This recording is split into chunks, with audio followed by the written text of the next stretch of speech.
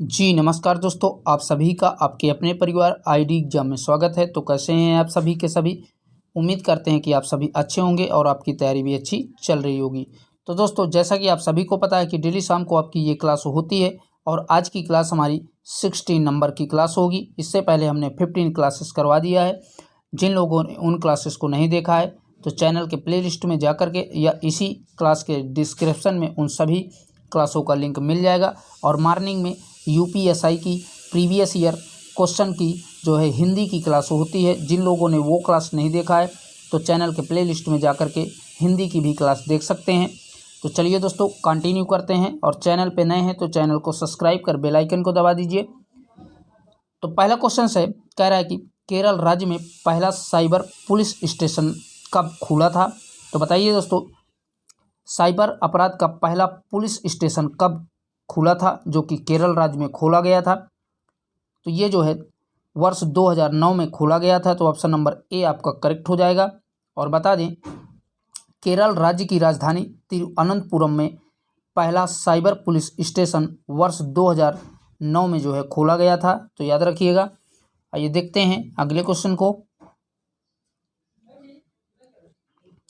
Question कह रहा है, साइबर लॉ में डीओएस का पारिभाषिक शब्दावली निम्न में से क्या है। तो बताइए दोस्तों, साइबर लॉ में डीओएस का पारिभाषिक शब्दावली क्या है। तो राइट आंसर हो जाएगा option number B, denial service. इसका जो है सही पारिभाषिक शब्दावली है डीओएस की। चलिए देखते हैं अगले क्वेश्चन को। क्वेश्चन कह रहा है, निम्नलिखित में से कौन सा पहला कंप्यूटर वायरस है। तो बताइए दोस्तों, इनमें से कौन सा पहला कंप्यूटर का वायरस है। तो राइट आंसर हो जाएगा क्रीपर जो है कंप्यूटर का पहला वायरस है। तो ऑप्शन नंबर बी आपका करेक्ट हो जाएगा। और बता दें, पहला कंप्यूटर वायरस क्रीपर है तथा अन्य computer virus worm, Tarzan, logic, हार्ल आदि सभी कंप्यूटर वायरस हैं। तो इनको भी साथ में याद रखिएगा, कौन कौन से, वार्म, टार्जन, लॉजिक और हार्ल, ये भी क्या हैं, एक प्रकार के कंप्यूटर वायरस हैं। लेकिन अगर पहला कंप्यूटर वायरस पूछता है तो क्रीपर जो है पहला कंप्यूटर वायरस हो जाता है।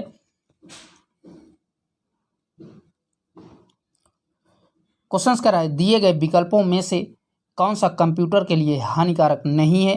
तो बताइए दोस्तों, इनमें से कौन सा कंप्यूटर के लिए जो है हानिकारक नहीं है। तो राइट आंसर बनेगा कुकीज जो है कंप्यूटर के लिए हानिकारक नहीं है।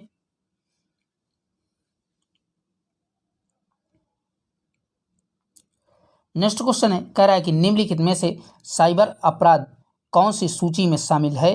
तो बताइए दोस्तों, साइबर अपराध को किस सूची में शामिल किया गया है। राज्य सूची में, केंद्र सूची में, अपशिष्ट सूची में या इनमें से कोई नहीं। तो बता दें, साइबर अपराध को अपशिष्ट सूची में जो है शामिल किया गया है। तो ऑप्शन नंबर सी आपका करेक्ट हो जाएगा। और बता दें, साइबर अपराध भारतीय संविधान के 7वीं अनुसूची के अनुसार अपशिष्ट सूची के अंतर्गत आते हैं और इसके प्रावधान मुख्य रूप से सूचना प्रौद्योगिकी अधिनियम 2000 और भारतीय दंड संहिता 1860 की विभिन्न धाराओं में दो है दिया गया है। तो याद रखिएगा, किसमें किसमें भैया, सूचना प्रौद्योगिकी अधिनियम 2000 और भारतीय दंड संहिता 1860 में जो है इनके विभिन्न परिभाषाओं को जो है साइबर अपराध के परिभाषित किया गया है और इसे 7वीं अनुसूची के अपशिष्ट सूची के अंतर्गत रखा गया है। तो सारे के सारे फैक्ट याद रखिएगा, मोस्ट इंपॉर्टेंट है। अगला जो क्वेश्चन है, कह रहा है कि निम्नलिखित में से कौन सा ऑपरेटिंग सिस्टम का उदाहरण नहीं है। तो बताइए दोस्तों, इनमें से कौन सा ऑपरेटिंग सिस्टम का उदाहरण नहीं है। तो राइट आंसर हो जाएगा माइक्रोसॉफ्ट ऑफिस एक्सपी, यही जो है ऑपरेटिंग सिस्टम का उदाहरण नहीं है। और बाकी red hat, signal, BSD Unix और विंडो 98 ये सभी के सभी जो है ऑपरेटिंग सिस्टम के उदाहरण हैं। ठीक है दोस्तों। और बता दें, ऑपरेटिंग सिस्टम के सामान्य उदाहरणों में से Windows, Mac OS, Linux, Android और iOS शामिल हैं। विंडोज, मैकअप और लिनक्स आमतौर पर कंप्यूटर और लैपटॉप में पाए जाते हैं, जबकि एंड्रॉइड और iOS स्मार्टफोन और टैबलेट के लिए उपयोग किए जाते हैं। तो साथ में ये भी याद रखिएगा, स्क्रीनशॉट लेना चाहते हैं तो आप लोग ले सकते हैं। चलिए बढ़ते हैं नेक्स्ट क्वेश्चन की ओर। क्वेश्चन कह रहा है निम्नलिखित में से कौन साइबर अपराध है। तो बताइए दोस्तों इन चारों में से साइबर अपराध कौन कौन से हैं। तो पहला कह रहा है वायरस हमला, दूसरा कह रहा है हैकिंग, तीसरा कह रहा है वार्म हमला और लास्ट कह रहा है उपर्युक्त सभी। तो ये जो तीनों ऑप्शंस में वायरस हमला, हैकिंग, वार्म हमला, ये सभी के सभी एक प्रकार के साइबर अपराध माने जाते हैं। तो राइट आंसर उपर्युक्त सभी ऑप्शन नंबर डी करेक्ट हो जाएगा। और बता दें कंप्यूटर के माध्यम से छल करना या बौद्धिक संपत्ति अपराध, इंटरनेट के माध्यम से किसी की एकांकता को भंग करना साइबर अपराध कहलाता है तथा हैकिंग, साइबर पोर्नोग्राफी और सॉफ्टवेयर पायरेसी आदि सभी साइबर अपराध के अंतर्गत आते हैं। तो याद रखिएगा कौन कौन से, हैकिंग, साइबर पोर्नोग्राफी और सॉफ्टवेयर पायरेसी, ये सभी के सभी साइबर अपराध के अंतर्गत आते हैं। ठीक है दोस्तों, बढ़ते हैं अगले क्वेश्चन की ओर। अगला जो क्वेश्चन है कह रहा है कि निम्नलिखित में से किसे मैलिशियस सॉफ्टवेयर के नाम से जाना जाता है। तो बताइए दोस्तों मैलिशियस सॉफ्टवेयर के नाम से किसे जाना जाता है। तो राइट आंसर हो जाएगा option number C, malware software को मैलिशियस सॉफ्टवेयर के नाम से जाना जाता है।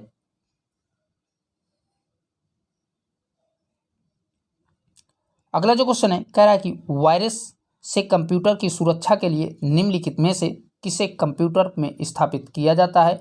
तो आप सभी को पता होगा कि एंटीवायरस का स्थापित किया जाता है वायरस से बचने के लिए कंप्यूटर सिस्टम को।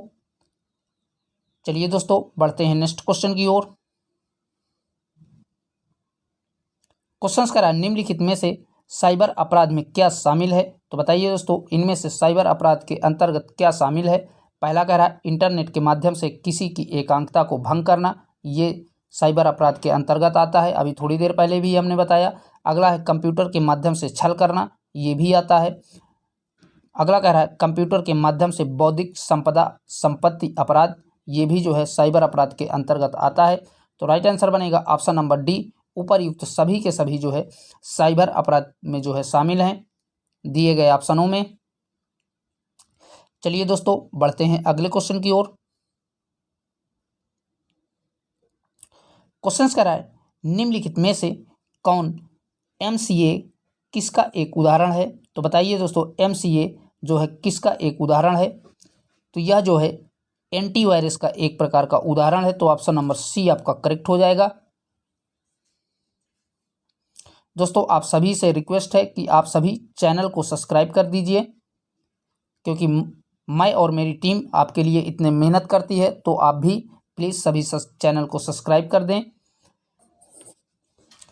क्वेश्चन कह रहा है हैकिंग, साइबर पोर्नोग्राफी तथा सॉफ्टवेयर पायरेसी किस अपराध के अंतर्गत आते हैं। तो बताइए दोस्तों ये जो है किस अपराध के अंतर्गत आते हैं। तो अभी थोड़ी देर पहले ही हमने बताया कि ये जो है साइबर अपराध के अंतर्गत आते हैं। ठीक है दोस्तों, किसके अंतर्गत, साइबर अपराध के अंतर्गत हैकिंग, साइबर पोर्नोग्राफी और सॉफ्टवेयर पायरेसी, ये दोनों के दोनों साइबर अपराध के अंतर्गत आते हैं। और बता दें हैकिंग, साइबर पोर्नोग्राफी और सॉफ्टवेयर पायरेसी आदि सभी साइबर अपराध के अंतर्गत आते हैं। ठीक है दोस्तों, चलिए बढ़ते हैं अगले क्वेश्चन की ओर। क्वेश्चन कह रहा है साइबर अपील अधिकरण के अध्यक्ष एवं सदस्यों का चयन केंद्र सरकार किसके परामर्श पर करती है। तो बताइए दोस्तों केंद्र सरकार जो है साइबर अपील अधिकरण के अध्यक्ष और सदस्यों का चयन किसके परामर्श पर करती है। तो राइट आंसर हो जाएगा मुख्य न्यायाधीश के परामर्श पर जो है इसके सदस्यों और अध्यक्षों का चयन करती है केंद्र सरकार।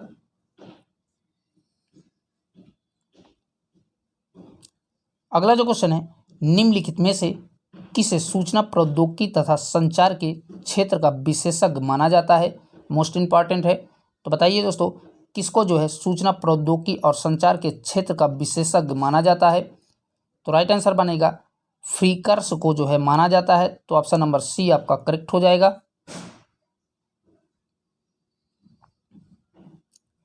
अगला क्वेश्चन है निम्नलिखित में से किसके आदेश से व्यतीत व्यक्ति साइबर अपील अधिकरण में अपील कर सकता है।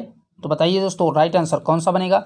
इसके ऑप्शन है न्याय निर्णायक अधिकारी, इसके जो है अपील कर सकता है, दूसरा है नियंत्रक और तीसरा है उपाध्यक्ष। तो उपाध्यक्ष के माध्यम से भी कर सकता है। तो राइट आंसर हो जाएगा ऑप्शन नंबर डी करेक्ट हो जाएगा। ए और सी दोनों के माध्यम से कोई भी व्यथित व्यक्ति साइबर अपील अधिकरण में अपील कर सकता है। ठीक है दोस्तों, और बता दें नियंत्रक या न्याय निर्णायक अधिकारी द्वारा दिए गए आदेश से व्यथित कोई भी व्यक्ति साइबर अपील अधिकरण को 60 दिन के भीतर उच्च न्यायालय में जो है अपील कर सकता है। तो याद रखिएगा, साथ में ये भी।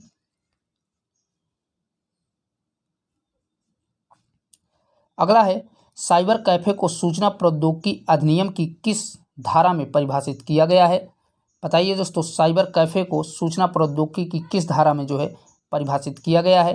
तो इसे जो है धारा 2 के ढा और का में परिभाषित किया गया है। तो ऑप्शन नंबर ए आपका करेक्ट हो जाएगा।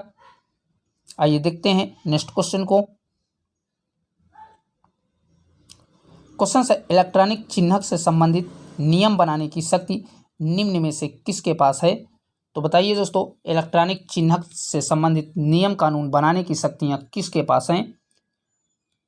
तो ये शक्तियां जो है केंद्र सरकार के पास होती हैं। तो ऑप्शन नंबर बी आपका करेक्ट हो जाएगा।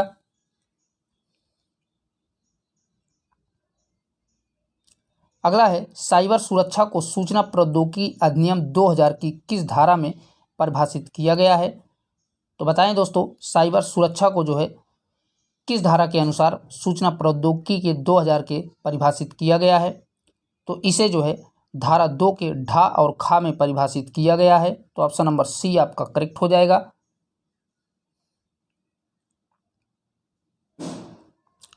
क्वेश्चन कह रहा है सूचना प्रौद्योगिकी अधिनियम के अंतर्गत साइबर आतंकवाद के लिए अधिकतम कितना दंड का प्रावधान है। तो बताइए दोस्तों सूचना प्रौद्योगिकी अधिनियम के अंतर्गत जो है साइबर आतंकवाद के लिए अधिकतम कितने दंड का प्रावधान किया गया है। तो राइट आंसर हो जाएगा इसके लिए जो है आजीवन कारावास दंड का प्रावधान किया गया है। ठीक है दोस्तों, आइए देख लेते हैं नेक्स्ट क्वेश्चन को।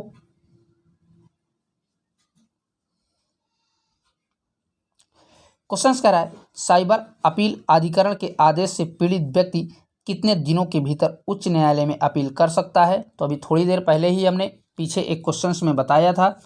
तो कितने दिनों के अंदर जो है उच्च न्यायालय में व्यथित व्यक्ति जो है अपील कर सकता है। तो 60 दिन के भीतर जो है अपील कर सकता है। और बता दें साइबर अपील प्राधिकरण के आदेश से पीड़ित व्यक्ति 60 दिन के भीतर उच्च न्यायालय में अपील कर सकता है। तो याद रखिएगा कहाँ पर दोस्तों उच्च न्यायालय में जो है अपील कर सकता है 60 दिनों को अंदर।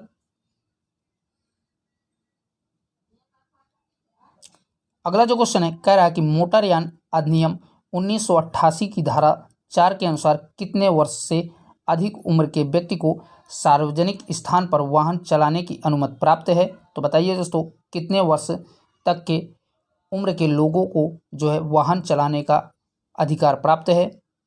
तो राइट आंसर हो जाएगा ऑप्शन नंबर बी करेक्ट हो जाएगा। 18 वर्ष से अधिक आयु के व्यक्ति को जो है सार्वजनिक स्थानों या कहीं पर भी वाहन चलाने का जो है अधिकार है, परंतु उसका जो है ड्राइवरी लाइसेंस होना अनिवार्य है।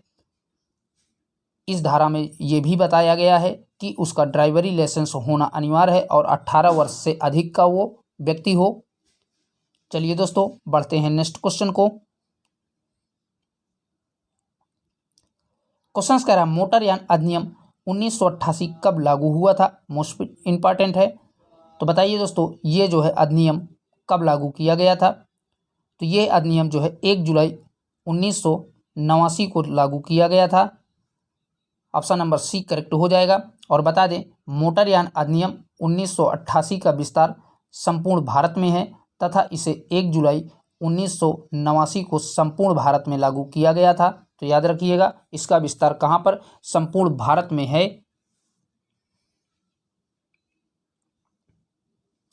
अगला जो क्वेश्चन है कह रहा है कि मोटरयान अधिनियम में कुल कितनी धाराएं हैं। मोस्ट इंपॉर्टेंट है। तो बताइए दोस्तों मोटरयान अधिनियम में कुल कितनी धाराएं हैं। तो टोटल इसमें 217 धाराएं हैं। तो ऑप्शन नंबर सी आपका करेक्ट हो जाएगा। और बता दें कि मोटरयान अधिनियम में कुल 14 अध्याय, 217 धाराएं तथा 2 अनुसूचियां शामिल हैं। तो ये भी सभी के सभी याद रखिएगा। कितने? 14 अध्याय, 217 धाराएं और 2 अनुसूचियां इस अधिनियम में, मोटरयान अधिनियम में शामिल हैं। ठीक है दोस्तों, आइए देखते हैं अगले क्वेश्चन को। क्वेश्चन कह रहा है मोटरयान अधिनियम 1988 की किस धारा में परिभाषाएं दी गई हैं? तो राइट आंसर बनेगा धारा 2 में जो है सभी प्रकार की परिभाषाएं दी गई हैं। तो ऑप्शन नंबर ए आपका करेक्ट हो जाएगा। अगला जो क्वेश्चन है कह रहा है कि मोटरयान अधिनियम 1988 की किस धारा के अनुसार कोई व्यक्ति सार्वजनिक स्थान पर बिना ड्राइवरी लाइसेंस के मोटरयान नहीं चला सकता है? तो बताइए दोस्तों, कौन सी धारा में ये प्रावधान किया गया है कि कोई भी व्यक्ति बिना ड्राइवरी लाइसेंस के कहीं पर भी वाहन नहीं चला सकता है? तो राइट आंसर हो जाएगा धारा 3 में जो है ये प्रावधान दिया गया है कि कोई भी व्यक्ति किसी भी स्थान में बिना ड्राइवरी लाइसेंस के ड्राइविंग नहीं कर सकता है। चलिए बढ़ते हैं अगले क्वेश्चन की ओर। तो दोस्तों यहाँ से आपके भारतीय संविधान के क्वेश्चंस स्टार्ट हैं, क्योंकि इस क्लास में पूरे 50 क्वेश्चंस होते हैं, जिनमें से आपके 25 क्वेश्चंस मूल विधि के और 25 क्वेश्चंस आपके भारतीय संविधान के शामिल रहते हैं, और ये सारे के सारे प्रीवियस ईयर क्वेश्चन होते हैं। तो क्वेश्चन है भारतीय संविधान के कौन से अनुच्छेद में से किसी एक के अंतर्गत विधान परिषद की स्थापना या समाप्ति की व्यवस्था की गई है? तो बताइए दोस्तों, कौन से अनुच्छेद के अंतर्गत जो है विधान परिषद की स्थापना और उसके समाप्त करने की व्यवस्था की गई है? तो राइट आंसर बनेगा ऑप्शन नंबर बी, अनुच्छेद 169 के तहत जो है ये प्रावधान किया गया है।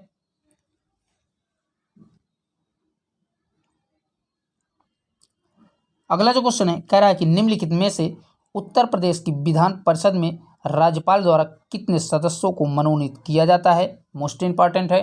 तो बताइए दोस्तों, उत्तर प्रदेश की विधान परिषद में राज्यपाल द्वारा कितने सदस्यों को मनोनीत किया जाता है? तो राइट आंसर हो जाएगा कुल सदस्यों का 1/10 भाग जो है मनोनीत किया जाता है राज्यपाल के द्वारा उत्तर प्रदेश के विधान परिषद में।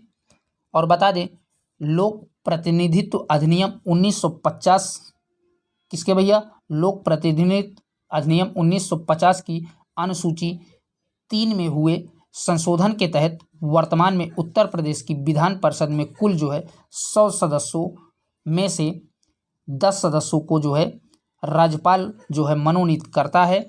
ठीक है दोस्तों, तो याद रखिएगा, 10 का मतलब यानी कि 100 में 1/10 भाग को जो है राज्यपाल द्वारा जो है नियुक्त किया जाता है। कौन से अधिनियम के तहत? लोक प्रतिनिधित्व अधिनियम 1950 के तहत अनुसूची 3 में हुए संशोधन के तहत जो है विधान परिषद में कुल 100 सदस्यों में से 10 सदस्यों को राज्यपाल जो है मनोनीत करते हैं। तो सारे के सारे फैक्ट याद रखिएगा। चलिए देखते हैं अगले क्वेश्चन को। क्वेश्चन कह रहा है निम्नलिखित में से किसे भंग नहीं किया जा सकता परंतु समाप्त किया जा सकता है? तो बताइए दोस्तों, इनमें से कौन सा ऐसा विकल्प है जिसे भंग नहीं किया जा सकता है परंतु समाप्त किया जा सकता है? तो राइट आंसर बनेगा ऑप्शन नंबर डी करेक्ट हो जाएगा। विधान परिषद को जो है भंग नहीं किया जा सकता परंतु समाप्त किया जा सकता है। तो ऑप्शन नंबर डी आपका करेक्ट हो जाएगा। ठीक है दोस्तों, आइए देखते हैं नेक्स्ट क्वेश्चन।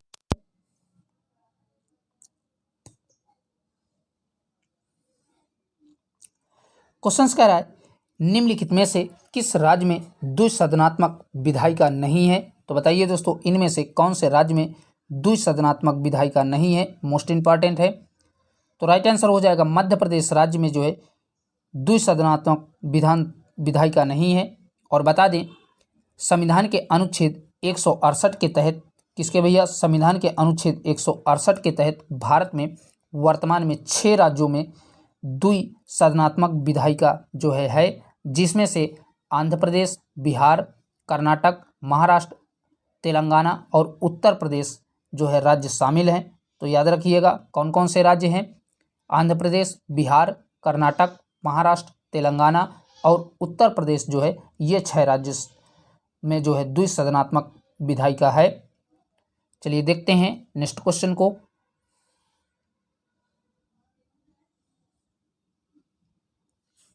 क्वेश्चन कह रहा है निम्नलिखित में से वर्ष 1956 में कितने पुनर्गठित राज्यों में द्विसदनीय विधायिका थी? तो बताइए दोस्तों, कितने राज्यों में 1956 के समय में द्विसदनीय विधायिका थी?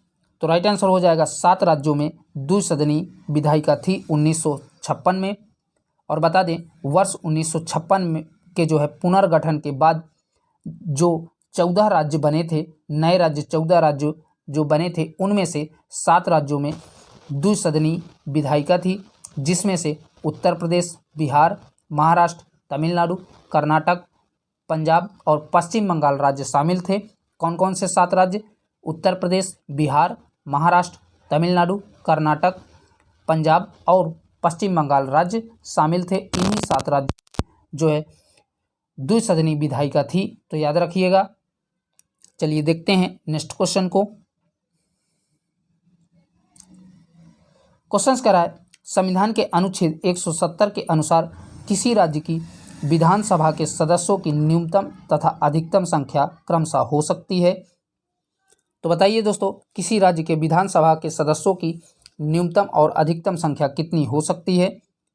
तो राइट आंसर हो जाएगा ऑप्शन नंबर डी करेक्ट हो जाएगा। न्यूनतम जो है 60 और अधिकतम 500 जो है सदस्यों की अधिकतम संख्याएं हो सकती हैं। न्यूनतम और अधिकतम, अगर न्यूनतम पूछता है तो 60 और अधिकतम पूछता है तो 500 हो सकती हैं, तो याद रखिएगा। आइए देखते हैं अगले क्वेश्चन को।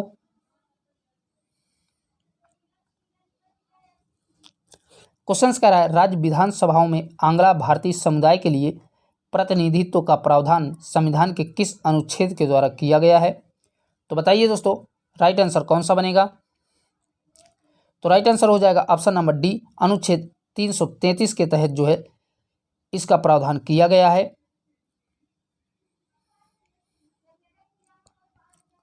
अगला जो क्वेश्चन है कह रहा है कि निम्नलिखित में से राज्य विधानसभा के निर्वाचन का संचालन किसके द्वारा किया जाता है? मोस्ट इंपॉर्टेंट है।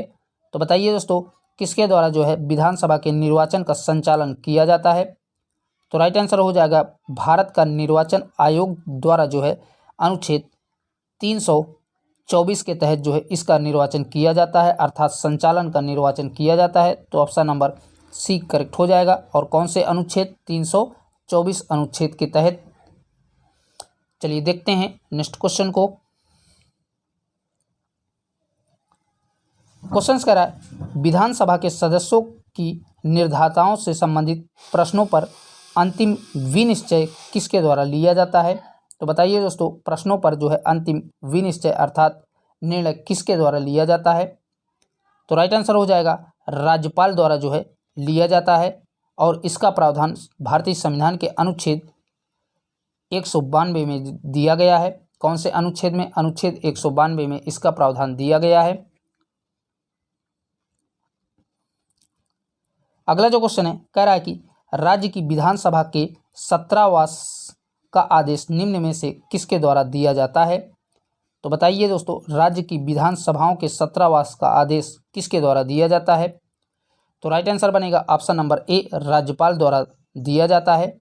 और बता दें अनुच्छेद 174 के जो है दूसरे के का में तहत राज्य की जो है विधानसभा के 17वास का आदेश राज्यपाल द्वारा समय समय पर दिया जाता है, परंतु 174 के दूसरे के खा में जो है इसका विघटन भी राज्यपाल द्वारा समय समय पर किया जा सकता है।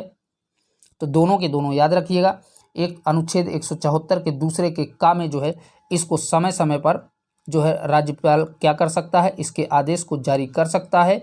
और परंतु अनुच्छेद 174 के दूसरे के खा के अनुसार जो है इसका विघटन भी समय समय पर कर सकता है। तो दोनों के दोनों याद रखिएगा। चलिए देखते हैं अगले क्वेश्चन को।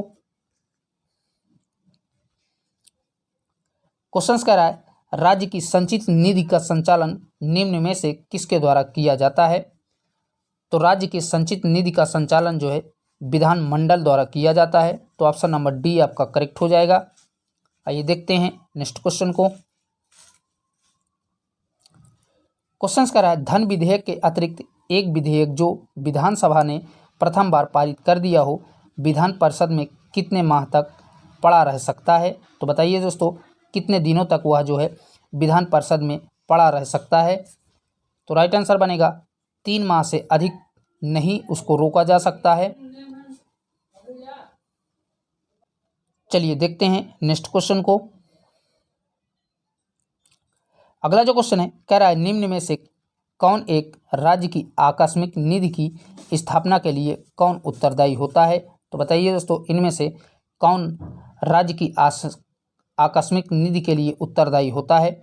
तो राइट आंसर बनेगा किसी भी राज्य का विधानमंडल जो है उत्तरदायी होता है। तो ऑप्शन नंबर ए आपका करेक्ट हो जाएगा। अगला जो क्वेश्चन है, कह रहा है कि विधान परिषद किसी साधारण विधेयक को निम्नलिखित में से कितनी अवधि तक रोक सकती है? तो बताइए दोस्तों, विधान परिषद किसी भी विधेयक को कितने समय तक जो है रोक सकती है? तो राइट आंसर हो जाएगा ऑप्शन नंबर बी, 4 माह तक जो है रोका जा सकता है। और इसका प्रावधान अनुच्छेद 197 में दिया गया है। ठीक है दोस्तों, कौन से अनुच्छेद में? अनुच्छेद 197 में जो है दिया गया है। क्वेश्चन कह रहा है राज्य में धन विधेयक निम्न में से किसके समक्ष प्रस्तुत किया जाता है? तो बताइए दोस्तों, मनी बिल अर्थात धन विधेयक किसके समक्ष जो है राज्य में प्रस्तुत किया जाता है? तो राइट आंसर बनेगा केवल विधानसभाओं में जो है इसको प्रस्तुत किया जा सकता है।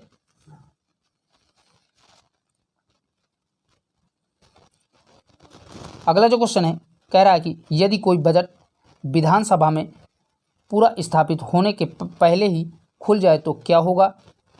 तो क्वेश्चन कह रहा है यदि कोई बजट अपने समय से पहले ही खुल जाए तो क्या होगा?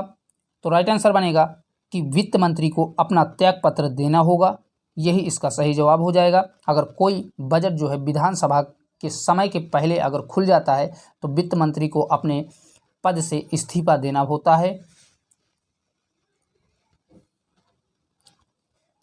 क्वेश्चन कह रहा है संविधान के किस अनुच्छेद के अंतर्गत राज्य के राज्यपाल के द्वारा मुख्यमंत्री की नियुक्ति की जाती है? मोस्ट इंपॉर्टेंट है। तो बताइए जो दोस्तों, कौन से अनुच्छेद के तहत जो है मुख्यमंत्री की नियुक्ति राज्य के राज्यपाल द्वारा किया जाता है? तो राइट आंसर बनेगा अनुच्छेद 164 के तहत जो है राज्य का राज्यपाल मुख्यमंत्री को नियुक्ति करता है। आइए देखते हैं नेक्स्ट क्वेश्चन को। क्वेश्चन कह रहा है बिना विधानसभा का सदस्य निर्वाचित हुए कोई भी मंत्री किसी समय अवधि तक अपने पद पर बना रह सकता है? तो मात्र 6 माह तक वह जो है अपने पद पर बना रह सकता है। और बता दें, कोई भी मंत्री अगर 6 माह के भीतर विधानमंडल का सदस्य नहीं बन पाता है तो उसे अपने पद से त्यागपत्र देना पड़ता है। तो ये भी याद रखिएगा, अगर 6 माह तक वो जो है विधानमंडल के सदस्य नहीं बन पाता है तो उसे अपने पद से इस्तीफा देना पड़ता है। चलिए देखते हैं अगले क्वेश्चन को। क्वेश्चन कह रहा है निम्नलिखित में से संविधान का कौन सा अनुच्छेद मुख्यमंत्री के दायित्वों को परिभाषित करता है? तो बताइए दोस्तों, मुख्यमंत्री के दायित्वों को कौन सा अनुच्छेद परिभाषित करता है? तो राइट आंसर हो जाएगा अनुच्छेद 167 जो है मुख्यमंत्री के दायित्वों को परिभाषित करता है। आइए देखते हैं नेक्स्ट क्वेश्चन को। क्वेश्चन कह रहा है निम्नलिखित में से भारत की पहली महिला मुख्यमंत्री कौन बनी है? मोस्ट इंपॉर्टेंट है। तो बताइए दोस्तों, ये 2017 का पूछा हुआ क्वेश्चन है। तो भारत की पहली मुख्यमंत्री सुचेता कृपलानी बनी थी। तो ऑप्शन नंबर बी आपका करेक्ट हो जाएगा। और बता दें, सुचेता कृपलानी जो है 1963 में भारत की पहली और चौथे नंबर की मुख्यमंत्री बनी थी, पहली महिला मुख्यमंत्री। और व्यक्तिगत तौर पर देखा जाए तो ये चौथे नंबर की जो है 1963 में बनी थी मुख्यमंत्री। तो याद रखिएगा। आइए देखते हैं अगले क्वेश्चन को। क्वेश्चन कह रहा है निम्नलिखित में से भारत में एकमात्र ऐसा कौन सा राज्य है जहां सामान्य सिविल कोड लागू है? तो बताइए दोस्तों, भारत का ऐसा कौन सा राज्य है जहां पर कॉमन सिविल कोड अर्थात सामान्य सिविल कोड लागू है? तो गोवा में जो है सामान्य सिविल कोड लागू है। तो याद रखिएगा। और बता दें, गोवा भारत का एकमात्र ऐसा राज्य है जहां पर सामान्य सिविल कोड लागू है। यहां पर जो है 19वीं शताब्दी से ही पुर्तगाली सिविल कोड लागू है और जिसे अभी तक जो है परिवर्तित नहीं किया गया है। जब यहाँ पर पुर्तगाल राज्य करते थे तभी से जो है ये सिविल कोड लागू किया गया है और आज भी यही सिविल कोड चला आ रहा है। आज तक इसे जो है परिवर्तित नहीं किया गया है, तो याद रखिएगा। चलिए बढ़ते हैं अगले क्वेश्चन की ओर। क्वेश्चन कह रहा है कार्यकारी न्यायाधीशों की नियुक्ति निम्नलिखित में से किसके द्वारा की जाती है। तो बताइए दोस्तों, कार्यकारी न्यायाधीशों की नियुक्ति किसके द्वारा की जाती है। तो राइट आंसर बनेगा उच्च न्यायालय के द्वारा की जाती है। तो ऑप्शन नंबर सी आपका करेक्ट हो जाएगा।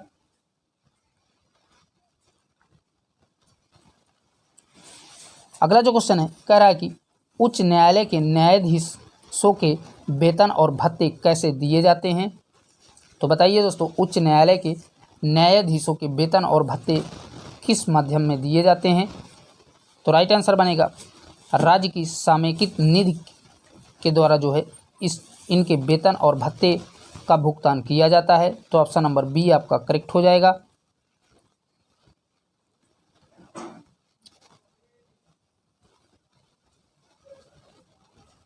अगला क्वेश्चन है उच्च न्यायालय के न्यायाधीश की सेवानिवृत्त होने की आयु निम्न में से क्या है। तो बताइए दोस्तों, उच्च न्यायालय के न्यायाधीश सेवानिवृत्त कितने वर्ष में होते हैं।